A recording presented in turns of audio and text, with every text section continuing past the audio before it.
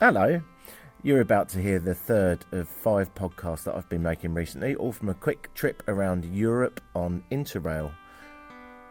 Oh, I love Europe, the continent that gave us Brie, Rhodes, the Mona Lisa, all the good stuff. Also Candy Crush, impractical, overpriced fashion, and 2 world wars. But you can't have it all. This episode we are going to be in San Marino. I want to tell you a little bit about San Marino before we go straight there. San Marino is fascinating. It was a Christian stonemason way back in the year 301, okay? 301, a Christian stonemason guy, a chip off the old block, came over from what is now Croatia. His name was Marinus, right?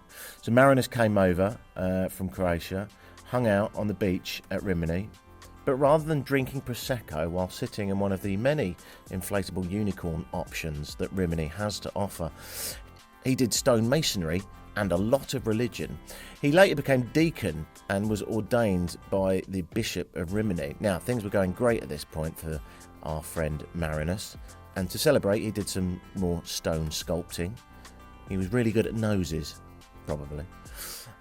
Shortly after, that's when things went a bit weird. He was accused by an insane woman of being her estranged husband, whereupon he did what anyone would do in this situation. He quickly fled to a mountain to build a chapel and a monastery and live as a hermit. So he hung out there for quite a long time, and then word caught on that if you wanted a peaceful life, this guy would let you in if you basically just promised to be nice and chill. Very simple rule: be nice, be chill, don't do anything awful. Don't do anything that we would now call terrorism, you know, because in those days you've got to bear in mind a lot of people were dying over not having the right religious beliefs. Now I appreciate now, what are we, 1700 years later-ish, and that still happens, but it's not as likely, is it? It's not. You're more likely to be offered a copy of the Watchtower outside a shopping centre than get an arrow in the eye from a man wearing a hair shirt. So we're on the up. Anyway, this guy built a settlement. We think that he called it Refugee Mountain, and whatever he called it, word certainly caught on that if you wanted to come and live peacefully, this was the place to do it. So the owner of the land was a very sympathetic lady of Rimini, and she bequeathed it to a small Christian community of these new mountain dwellers, recommending to them that they remain always united. So they took her very seriously, and they built 3 castles on the 3 peaks of the mountains. So the founder, Marinus, was canonised, which means he had to go to a circus where a small man was fired out of his head. That's a terrible joke, isn't it? I think that might be the worst joke I've ever done. Can we move very quickly past that? I'm ashamed of that. I'm actually ashamed of that. So Marinus was canonised, which of course does mean that he became a saint. He became Saint Marinus. All right. Now, Saint Marinus in Italian is San Marino. So the country I'm about to visit is named after a travelling stonemason who was very big on God and had a huge overreaction to what was apparently an insane woman who said that she was married to him, and he ran away. Which makes me think that he was married to her, which makes this a country that was founded by a man on the run from his nagging wife and was so fed up with her incessant nagging, and that he thought it'd be easier to run away and build a new country. It's a beautiful story and a truly exquisite place if you stay in the older parts of it. The newer parts, not so nice, which we will talk about a little bit. So the last podcast I was in the country of Slovenia. Now it's San Marino, a country inside Italy. 24 square miles, that's about 60 square kilometres. Find out what's good to see, where's good to stay, and what are the residents of San Marino into.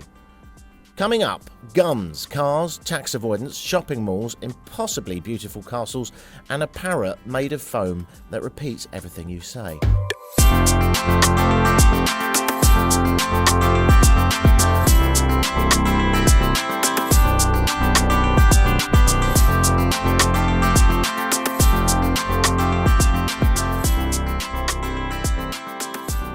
Alright, welcome to San Marino. Welcome to San Marino. I've never said that before. Yet another tick off on my quest to get to 100 countries, and I'm closer than ever before. I use this app called Bean. You might have heard about it in previous podcasts. BEEN, and it ticks off countries. And slowly but surely, I'm crawling my way to 100. I believe this will be 88 when I tick it off, but I need a celebratory beer first before I can do the official tick off. So, San Marino. I've gone off the main touristy path. I fucking hate tourists, even though I evidently clearly am one. They are everywhere, and, they're just kind of annoying. And the tat that they buy, my God. Do you need a plastic sword? Do you need a Pokemon? Obviously, native to San Marino? No, not really, thank you.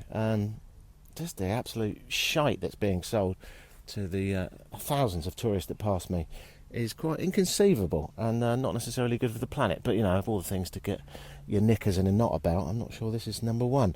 I say it's very touristy. This is, in fact, the least visited country in Europe. Try telling that to the passengers that were standing on my standing room only bus, though, a bus from Rimini, which had a mild smell of BO, but I may well have been contributing to that factor as well, so who can judge? Once arrived in San Marino, you will be in the 61 square kilometres of this country, and it is a country. 61 square kilometres.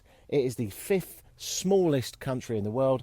Hey, research lovers, don't worry, I've already done the hard work. So this is the fifth smallest. What's smaller? Tuvalu is smaller, Nauru is even smaller, Monaco is even smaller, and then I'm going to visit it very soon, Vatican City. Stupid name for a country because it is a country, but Vatican City, that tiny country in Rome, is the smallest country in the world. So those numbers again: Tuvalu, Nauru, Monaco, Vatican City are smaller, but this is the fifth smallest country, and it is San Marino. Population, not that much, as you'd expect, 34,000. What's the story? Oh, lost my footing. Okay, there we go. Yeah, I'm in the woods, sort of hanging onto a tree.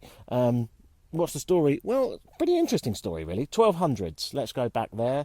Imagine lots of noblemen wandering around with bows and arrows and swords. Murder rate was a lot higher, and things weren't particularly good without electricity. But, it was a life. 1200s. This place became a country. Since then, it's never lost an invasion. And a few have tried, actually, including the French hand-hiding poet and hot-headed temper tantrumer, Napoleon. Yep, he had a go, and he didn't manage to get in to San Marino. And actually, now I'm here, I get it. It is, basically it's just the top of a mountain that has almost vertical moments to get to what is an incredible three-pronged top. And we'll talk about those three prongs in a moment. But let's have a bit of history. 1200s, it became a country, never lost an invasion since, as I said. Why? Well, there was a fella called Garibaldi, right? Now, the reason I smile is we're going to get on to what he became famous for in a moment, right? Or what became famous as a result of him. But this guy was called Garibaldi, and he was protected here from 3 enemy armies in 1850, right? And everyone was trying to kill this guy, and he was protected within the walled city that was and is San Marino in 1850. He later helped to make sure that San Marino was excluded in 1867 when Italy unified. So he said, hey, this place has been great to me. I managed to hide out there from loads of armies. They saved my life. They saved my balls. I'm Garibaldi, and let's be honest, life was tough. The least we can do to San Marino is make sure it's its own country now that this Italy is unifying around it. So then, a little bit later, he went to northern England. I'm not sure why, if I'm completely honest, but he fancied a bit of travel. Ended up in northern England, in South Shields, not far from Newcastle, and someone said, you know what, you're a great guy, Garibaldi. I think it's time we named a biscuit after you. Or if you're listening in North America, a cookie, all right? Or if you're listening in this part of the world, a biscoito. So Garibaldi got his own biscuit. And when I was a kid, I used to eat Garibaldi biscuits. They are still available. I bloody love them. I used to call them dead fly biscuits because basically they're a really thin, quite boring biscuit that has just got loads and loads and loads of currants and raisins in there, yeah? Sultana's raisins, currants, those puppies are trapped in there, making it look like there's a load of dead flies in them, right? So he got a biscuit. I mean, you've made it in life when you've got a biscuit named after you. We should do a separate podcast on biscuits that were people. Also, biscuits just mystify me anyway, particularly if you're British, you'll resonate with this. What's a Nice biscuit all about? What's a bourbon, and why is it called a bourbon? Biscuits. Fucking incredible. Right, let's get back to it.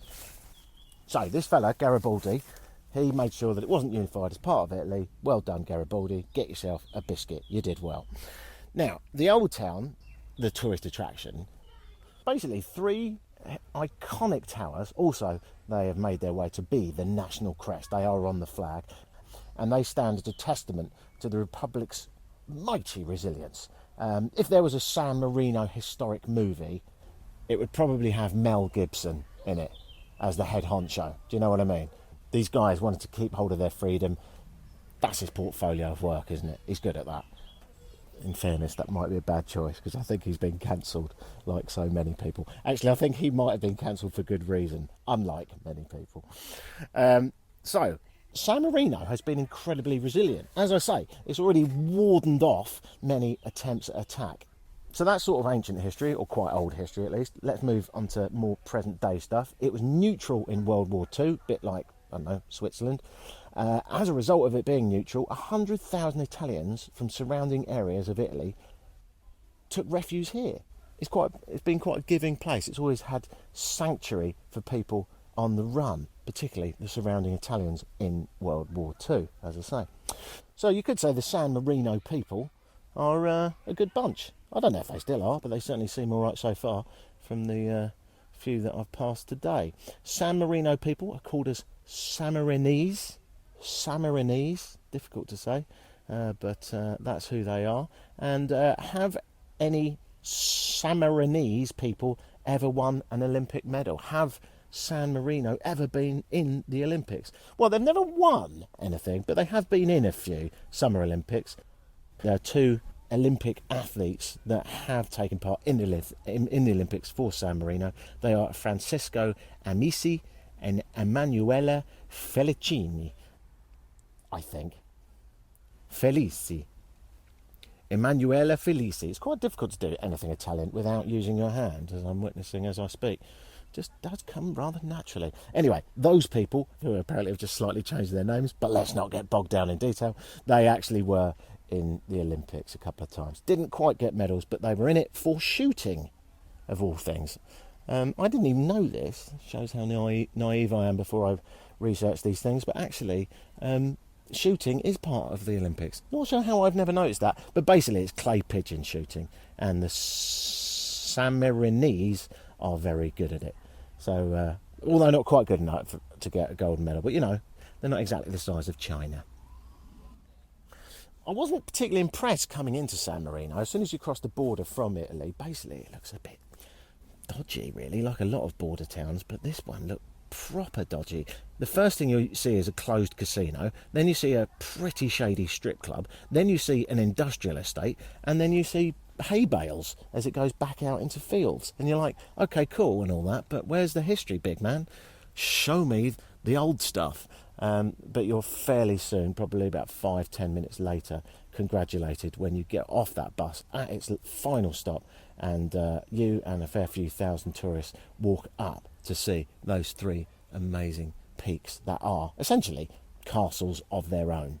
Imagine 3 different sized castles on the crested peaks of a natural landscape that is a very, very high, sometimes vertical mountain. That's San Marino. That is it. And it's all connected with old stone walkways and tourist knick-knack shops and restaurants selling quite good pizza, actually. I saw a margarita for €7 as well, which you can't sniff at. Clearly not in Switzerland now. But yeah, I reckon from the very brief amount of time that I've spent here, I'd say it really is worth a visit.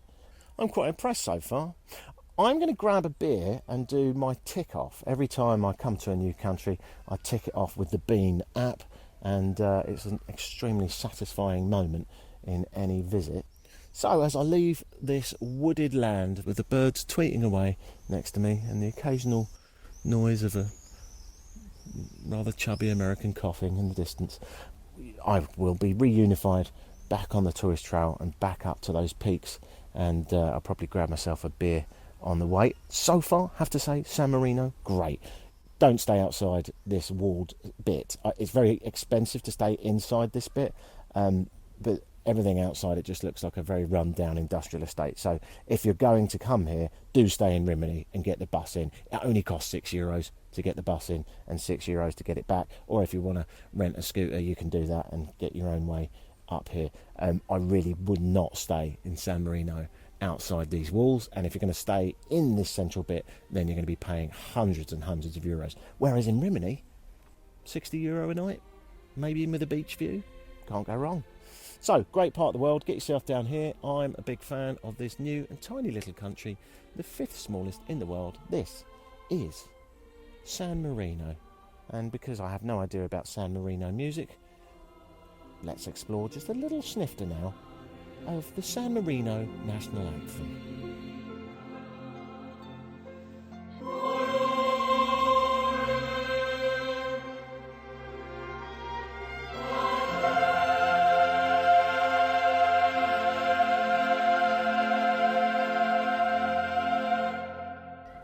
Right, this is how touristy it is. As I was walking down the path, I stumbled across a parrot, not a real parrot, a foam parrot that repeats everything you say. It's outside a gift shop. And now I'm going to test it by saying some things and see what it says back. That's how I entertain myself. Biscuits. Garibaldi biscuits. Garibaldi was a man.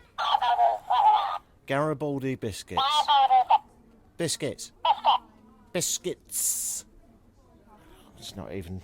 You're not even that clever. Bye for now. Nice seeing you.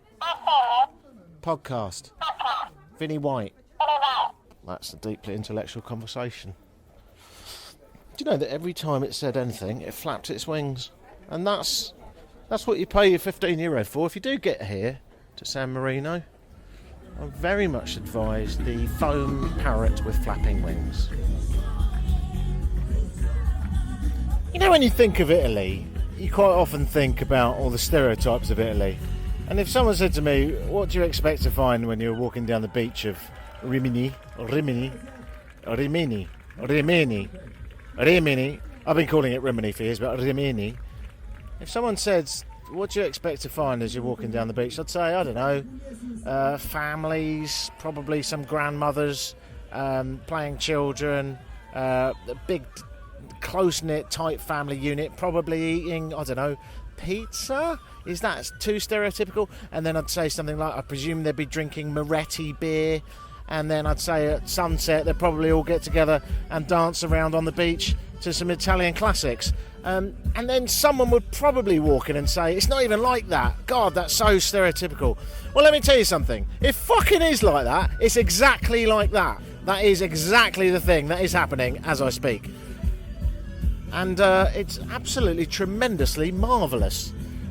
Good on you for having a family unit. Good on you for looking after older people. Good on you for kids playing together from all different families around a community. Good on you for eating your own wonderful, cheesy, lovely food and drinking, alright, okay beer. And good on you for looking after each other and dancing as the sun sets. I think you've got it right. And if this is retirement, then this is a great advert for retirement. There is something that the Mediterranean have clearly, or the Adriatic in this case, but let's not get bogged down in details. The Mediterranean countries, right? There's something that the Mediterranean countries have got right, and it is this. They live. Okay, so some of the food's got a bit too much oil on it, but it's not got fake fucking cheese on it. The sense of community, the sense of party for no apparent reason. This is just a beach bar. It's not a wedding. You don't have an invite. You don't have to pay a lot for a drink. It's only €4 for a beer. But if you want to have a little dance along to an Italian band, actually, I'll be honest, they are from Argentina, but let's ignore that. They're playing Italian music at the moment. Actually, I think they're playing Colombian music at the moment because they've just got a fucking squeeze box out. Let's not get bogged down in it. What I'm saying is that if you want to dance as the sun goes down on the beach of Rimini or many other beach resorts here in Italy, and indeed the Mediterranean, you can. And it doesn't matter if you're fucking 90. And it doesn't matter if you're 9. And that is a really beautiful thing. Music should be for everyone, and here it really is. No gates, no tickets, no judgment, just people drinking just a little, eating perhaps a little bit too much, and then dancing it all off into the evening. Italy, like so many Latin countries, you've nailed it.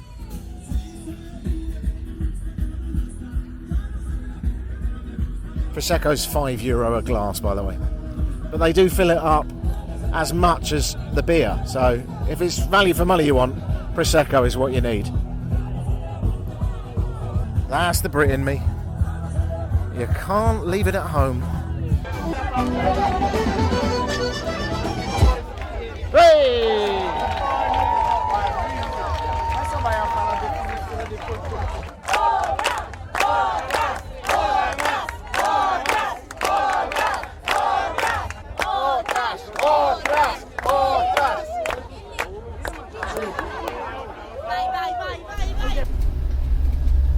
Rimini was great, as you probably just heard. I was in a great mood last night. It's hard not to be when you're having a party on the beach for free.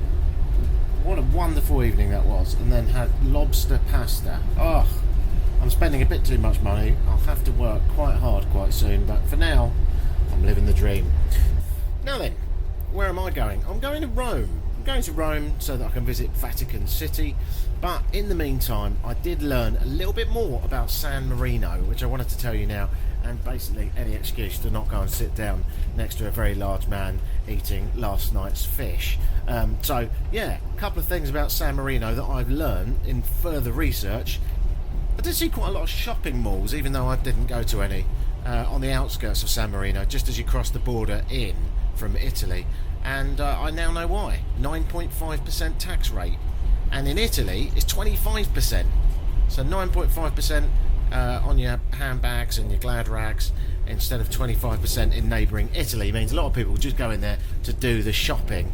And also, I should mention, it's got a lower corporate tax rate, which is another reason there's lots of warehouses and offices for big companies there. They love a gun. You remember I was saying that they're quite big on guns and that they entered the Olympics shooting? Well, I've now found out they've got loads of gun shops and knife shops and stuff that's all a bit illegal in Italy. Also, they're rich. San Marino's got more cars than people. It's the only country in the world, we think, that's got more cars than people. They like a piadina. It's kind of like Italian taco if you're thinking Mexican, or Italian gyro if you're thinking Greek. Also, they've got 2 heads of state. That's a new one, isn't it? And you can only do a 6-month term. I think Britain could learn a lot from this. We tend to do 6-month terms at most because they tend to get fired within that time. But these people actually can only do a 6-month term. 3 years between terms as well. So quite a lot of people get a go at being the head honcho, or should I say one of the head honchos. And my last San Marino fact is possibly my favourite. They are the worst football team in the world. They have lost all 160 games they have played in their professional league. I call it professional. Their goalie is in fact an accountant. Legends. So there you go, that was San Marino. I'm on a train, right, off to Vatican City. Even smaller, possibly even weirder. Let's see what happens next.